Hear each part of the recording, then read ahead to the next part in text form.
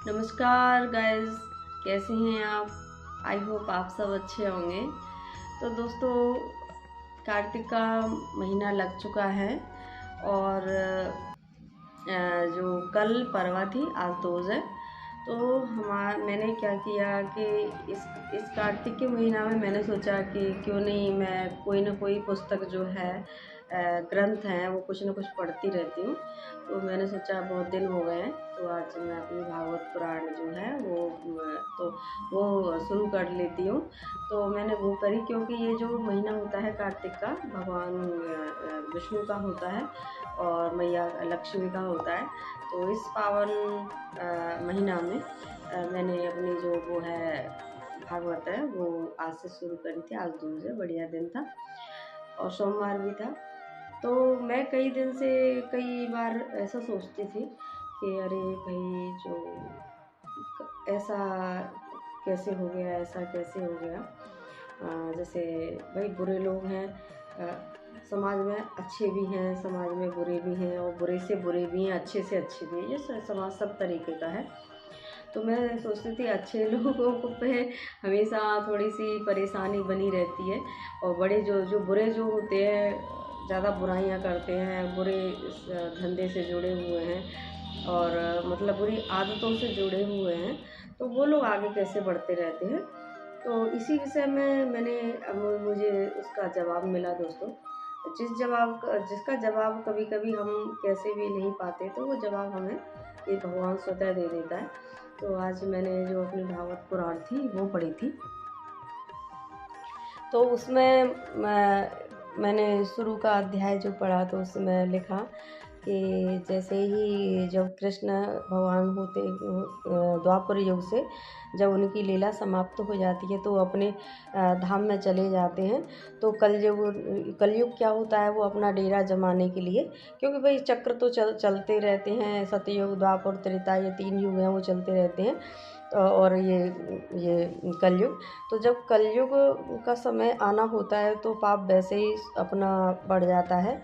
और तो उसमें क्या होता है कि कलयुग जैसे ही आता है, तो जो भक्ति होती है वो बूढ़ी हो जाती हैं, और उनके जो बेटे होते हैं, ज्ञान और वैराग्य, तो वो बिल्कुल ही बुरी अवस्था में हो जाते हैं। तो जिससे दुखी होकर जो भक्ति थी वो बहुत ज़्यादा परेशान होती हैं। तो मार्ग में उनको ये नहीं मिलते हैं देवर्षि नारद। सो वो पूछते हैं, भाई ऐसा किस कारण से हो रहा है, मैं वृंदावन में हूँ, फिर भी जो मेरे बच्चे हैं वो इससे बूढ़े हो गए हैं, तो उससे मतलब निजात नहीं पा रहे हैं। तो मैं कैसे उभरूँ, मैं कैसे इस दुख को बर्दाश्त करूँ कि मेरे पुत्र पुनः वैसे ही हो जाएं।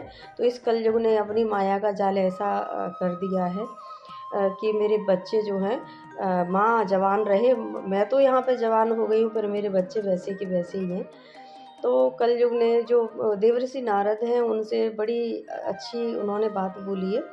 और भक्ति जो मैया हैं, उनने भी अच्छी बात बोली है कि तुमने प्रहलाद को उतार दिया ज्ञान देकर, और तुमने ध्रुव को उतार दिया ज्ञान देकर। तुम्हारे जो वचन इतने अच्छे हैं, आज मुझे भी बहुत अच्छा लग रहा है। ज्ञानी पुरुषों का सत्संग हो जाए, ज्ञानी पुरुषों का दर्शन ही हो जाए, मात्र इंसान इतने में ही तर जाता है दोस्तों। तो उसी में ये बताया है कि जब कलयुग अपने पैर जमाता है, तो इंसान उसकी जो पुण्य और पाप करने की प्रवृत्ति होती है, तो जो पापी होता है वो अपने अपने से उससे ज़्यादा ही पाप करने लगता है। और जो धर्मी होते हैं, धर्म करते हैं, धर्म आचरण में बने रहते हैं, तो उनको थोड़ी सी दिक्कतें होती हैं, क्योंकि समाज में बुरे भी लोग हैं, अच्छे भी लोग हैं, तो उनको थोड़ा सा तरक्की करने में, सरवाइव करने में तो बड़ा दिक्कत होती है।